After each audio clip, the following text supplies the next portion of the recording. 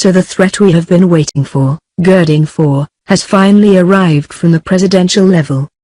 Maybe the best thing to do would be to cancel all future press briefings and hand out written responses for the sake of accuracy? President Trump wrote on Twitter on Friday morning. It may be an idea whose time has come, at least until there's an improvement in the truth and accuracy barometer in the White House briefing room.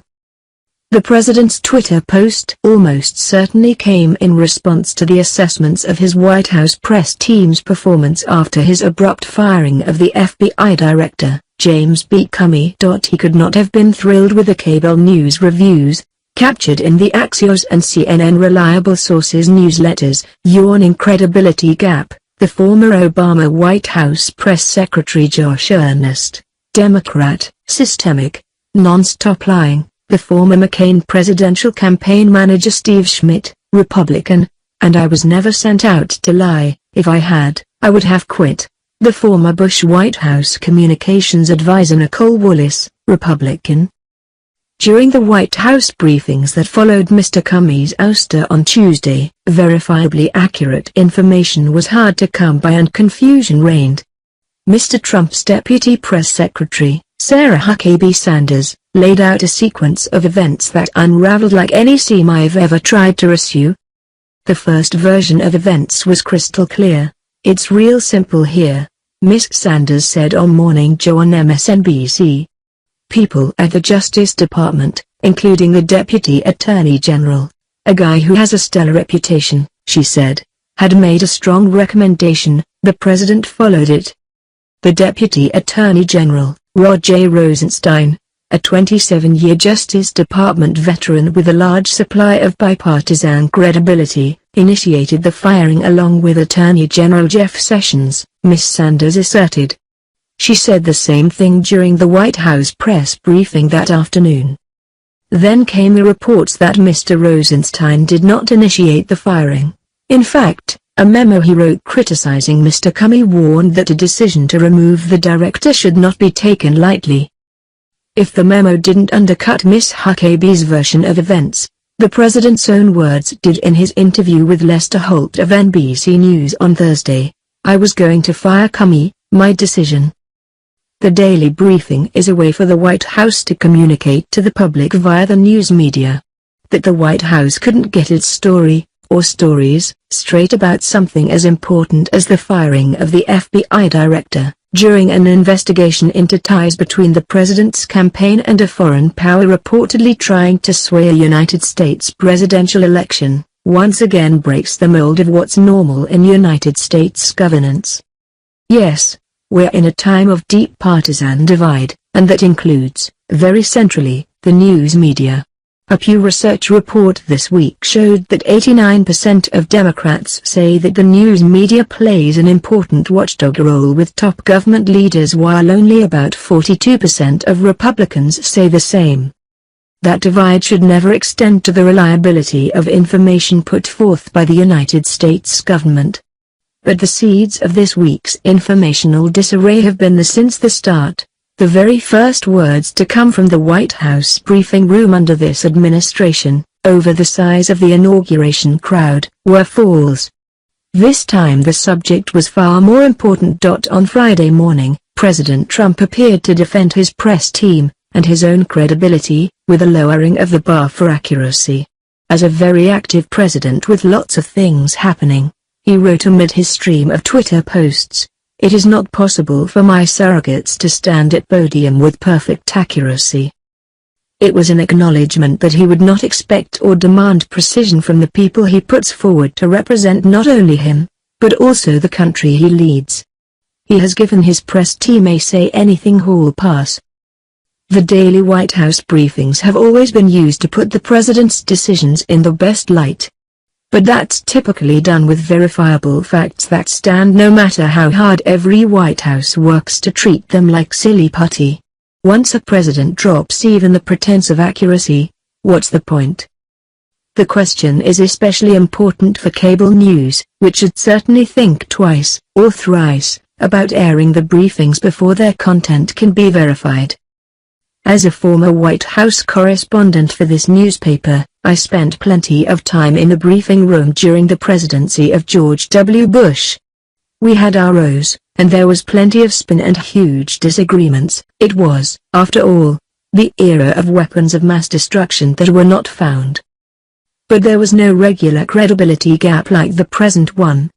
As the New York University journalism professor Jay Rosen put it, we're at the point where there is no single White House voice to be counted upon. The term the White House says has lost its meaning. The briefing room was never where the real reporting on an administration happened, so it's not central to a White House reporter's job. It has typically been more about providing mood music, taking the president's temperature and bringing the White House line of the day to the country and the world. That said, I can't imagine that any White House correspondent would be happy with a decision to end the briefings. According to a statement on Friday from Jeff Mason, the White House Correspondents Association president, they wouldn't be. Doing away with briefings would reduce accountability, transparency, and the opportunity for Americans to see that, in the U.S. system, no political figure is above being questioned, it read in part. And that makes sense. As a rule, reporters want more transparency from any White House, and regular access to the most basic information they've traditionally picked up in the daily White House briefings. But if the people giving the briefings no longer produce reliable information about the most important matters of state, let alone the most trivial, what will reporters really be losing if those briefings go away? Fear not, America. He's not canceling the best daytime soap opera to hit TV in years. In a flurry of tweets Friday morning, President Donald Trump ranted about media coverage of his daily White House press briefing, and seemed to threaten to shut it down. Whoa. Hold up. Written responses? That's like AMC pulling Better Call Saul off the air and suggesting a weekly email with bullet points outlining what happened in the episode you couldn't watch. Yes, it's also about freedom of the press and the ability of journalists to have access to the West Wing and to demand answers to questions beyond news releases printed and handed out. In a statement, the White House Correspondents Association said ending the daily briefing would reduce accountability, transparency, and the opportunity for Americans to see that, in the U.S. system, no political figure is above being questioned. The questioning was intense Thursday, with a Deputy Press Secretary Sarah Huckabee Sanders making emphatic statements about the firing of FBI Director James Comey that were later contradicted by Trump in an interview with NBC nightly news anchor Lester Holt. But never forget this president that loves to watch TV news and obsesses over the way he's covered.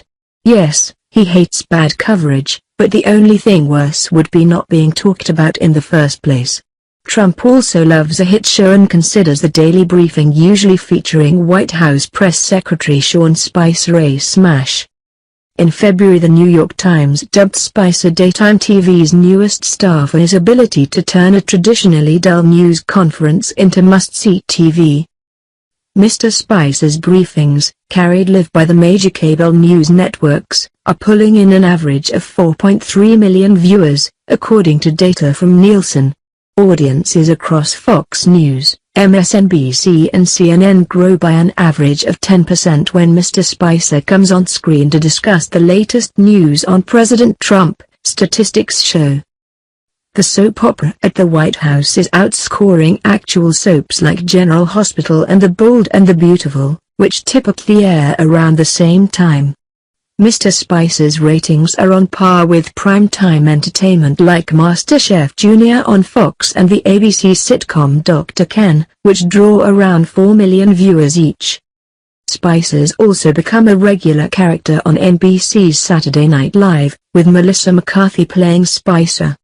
She was spotted shooting an SNL segment in character Friday, riding a motorized lectern in traffic near CNN's New York bureau. So Trump, who reportedly tires easily of talking policy, is quite happy talking Nielsen ratings a lot.